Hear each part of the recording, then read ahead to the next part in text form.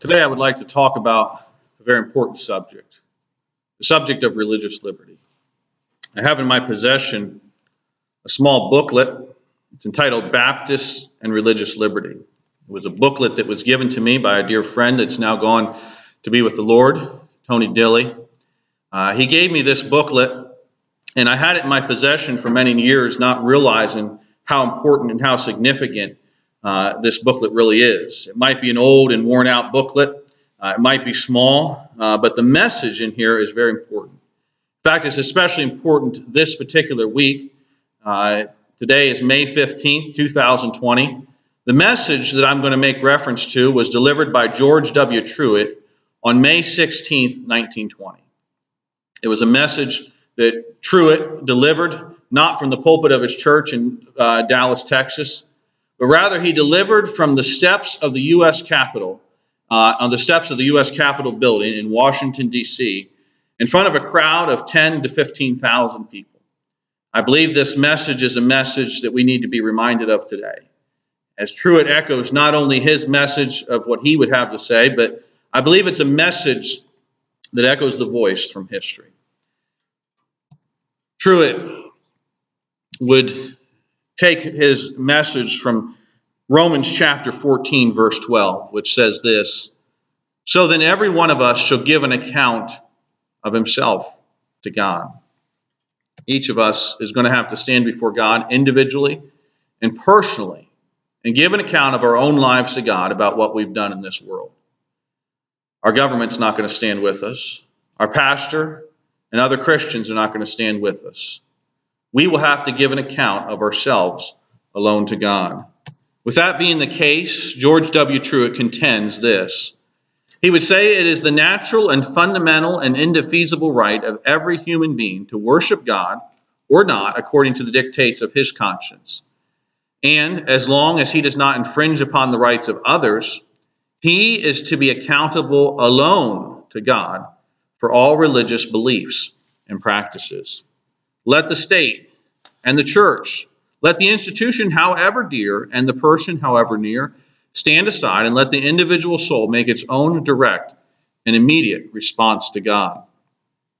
For any person or individual to dare come between the soul and God is blasphemous impertinence. Truett would say this. He said, "Our contention is not for mere toleration, but for absolute liberty." You see, toleration implies that somebody falsely claims the right to tolerate. Toleration is a concession, while liberty is a right. Toleration, Truett would say, is a gift from man, while liberty is a gift from God. Religion must be forever voluntary and uncoerced.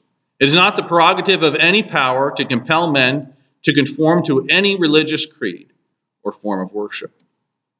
God wants free worshipers and no other kind. Now, Truett would make reference to a quote by John Locke. And in this, he would reference that the Baptists were the ones that stood for religious liberty throughout history. And he refers to John Locke because John Locke was a statesman, not a Baptist. To help us to understand, he's not crediting himself or the Baptists personally. He's showing that history proves that Baptists were the proponents of religious liberty. John Locke would say the Baptists were the first propounders of absolute liberty, just and true liberty, equal and impartial liberty. Truett would then go on to say, "It is not because Baptists are inherently better than their neighbors. We would make no such arrogant claim. Happy are the Baptist people to live side by side with their neighbors of other Christian communions. The Baptist will wholeheartedly contend that his Catholic neighbor shall have whatever he wishes in his expression of worship. A Baptist would rise at midnight to please for absolute liberty for his Catholic neighbor and for his Jewish neighbor and for anybody else. As Christians, we certainly want to have the right to worship God the way we want to worship. But to do that, we must also contend that all others, even though we might not agree with the way that they worship, they also have that same right to worship God the way they desire. Truett would make reference to Matthew 22:21, which says this, "Render therefore unto Caesar the things which are Caesar's, and unto God the things that are God's." Truett says that utterance of Jesus is one of the most revolutionary utterances that ever fell from those lips divine. That utterance once and for all marked the divorcement of church and state.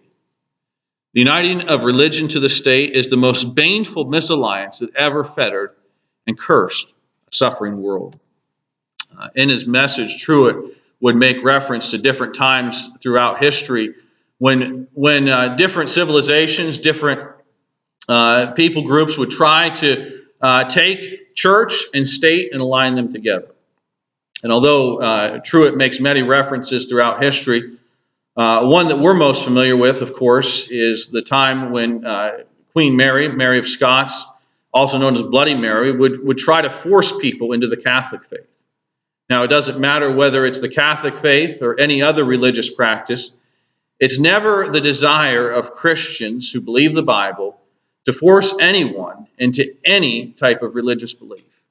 And Truett would contend for that in this message. He says again, the uniting of religion and state is the most baneful misalliance that ever fettered and cursed a suffering world.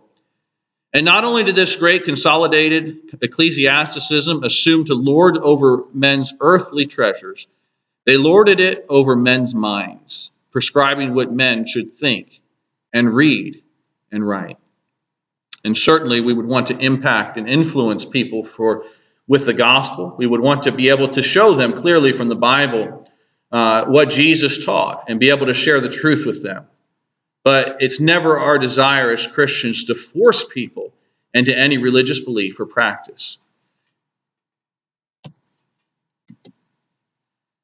Truett would say this, two ideas have been in endless antagonism: the idea of autocracy and the idea of democracy. The idea of autocracy is that supreme power is vested in the few, who in turn delegate this power in the many. Autocracy dared, he says, in the morning of the 20th century, I like this, to crawl out of its ugly lair and proposed to substitute the law of the jungles for the law of human brotherhood. I'm not sure specifically what Truett was referring to there, but he certainly has a flowery way of letting us know he didn't like what happened right there. And he goes on and says, "For all time to come, the hearts of men will stand and renew the vow that the few shall not presumptuously tyrannize over the many, and that the law of human brotherhood and not the law of the jungle shall be given supremacy in all human affairs." Truett would then make reference to the struggle, not just in recent years, but all throughout time and history. And he makes many references to different events and different struggles and different wars, from the Revolutionary War, especially, he makes reference to. But he would say this, on and on was the struggle waged by our Baptist fathers for religious liberty.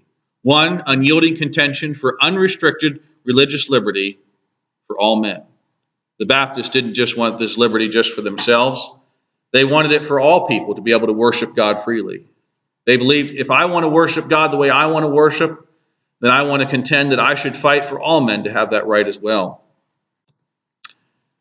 Truett would say, they dared to be odd, speaking of the Baptists, to stand alone, to refuse to conform, though it cost them suffering and even life itself. They dared to defy traditions and customs, to deliberately choose the day of nonconformity, even though in many cases it meant a cross. They pleaded and suffered, until at last it was written in our country's constitution that church and state must be in this land forever separate and free. And certainly you can research this for yourself and learn of the different events that led to the amendments to our Constitution, especially the First Amendment, and many of the other influences that Christians and Baptists had on the United States of America.